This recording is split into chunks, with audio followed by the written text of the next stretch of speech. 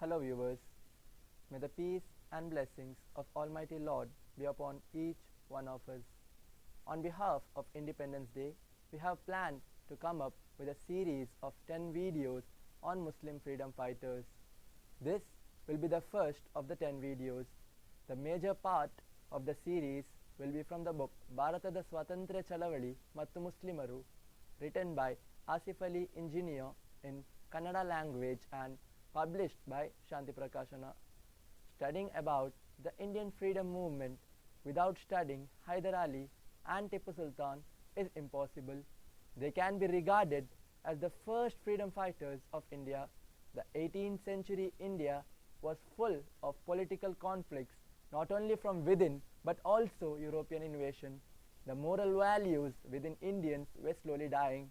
At this time, Hyder Ali and Tippu Sultan from Mysore gained prominence in the political arena.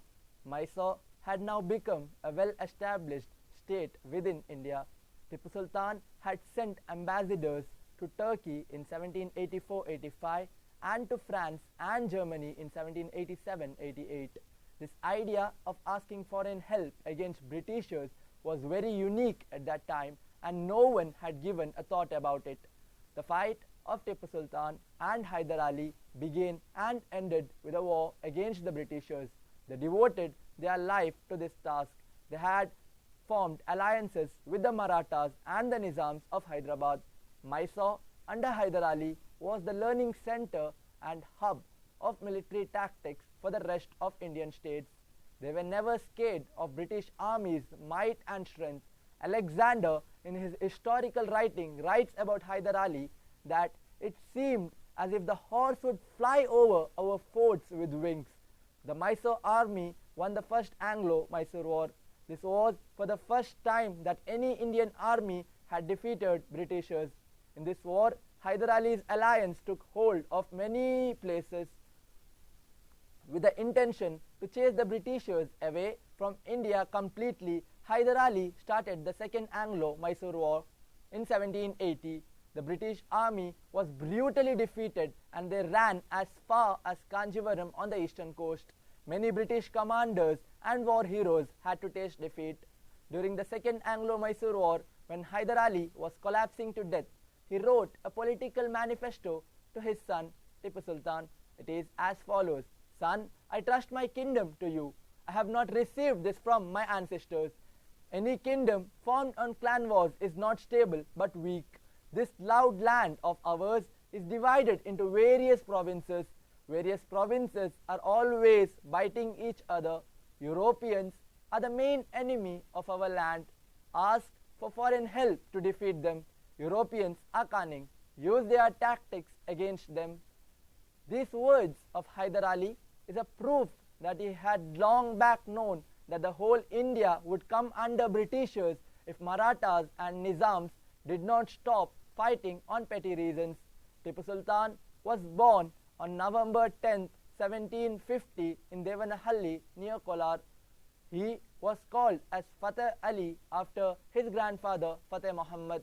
He used to go to battlefield at a young age with his father and was well versed in political and military tactics.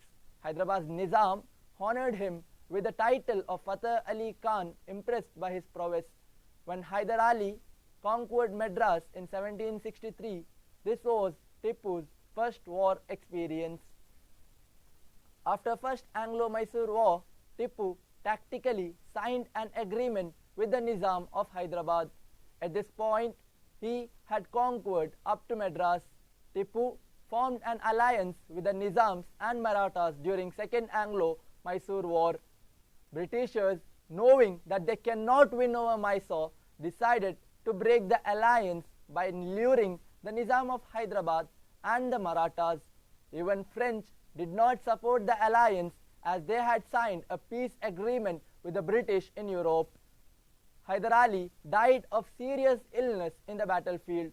Even after so many troubles, Tippu's army was able to defeat the Britishers, and the helpless Britishers signed the Mangalore Treaty, and then Tippu released the imprisoned British soldiers. Explaining about this incident, one French officer says so: There is no example of another defeat for Britishers in the Indian land. British officer Governor of Madras Thomas Munro writes to his higher officer, "We have in the past made the decision to use the British as a fence against the Marathas without knowing it. The Marathas can never challenge us. Our real enemy is Tippu."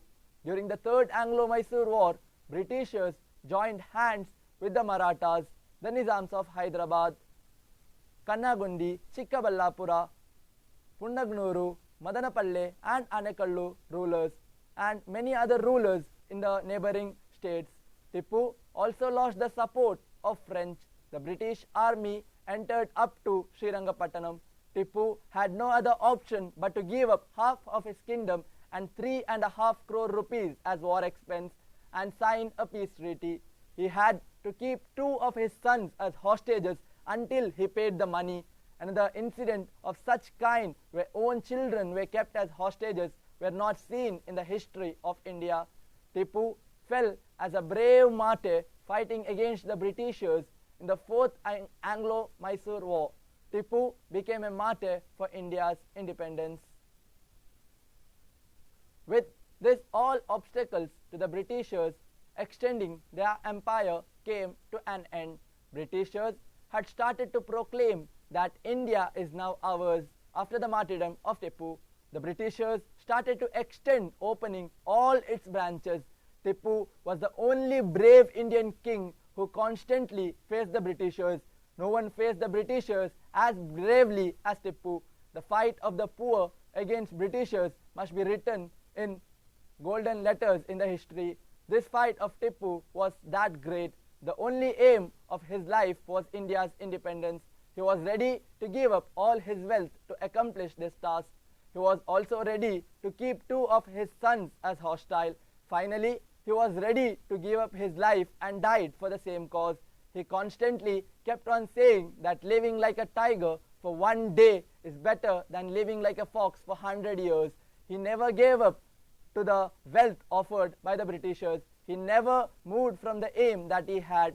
If Tippu wished, he could have signed an agreement with the Britishers and lived a very happy and comfortable life in his kingdom. But for him, his self-esteem did not agree to this. For him, being a martyr for his land was more acceptable rather than making an agreement with the enemy and living a comfortable life. Dr. R.C. Majumdar praises them this way in one of his books.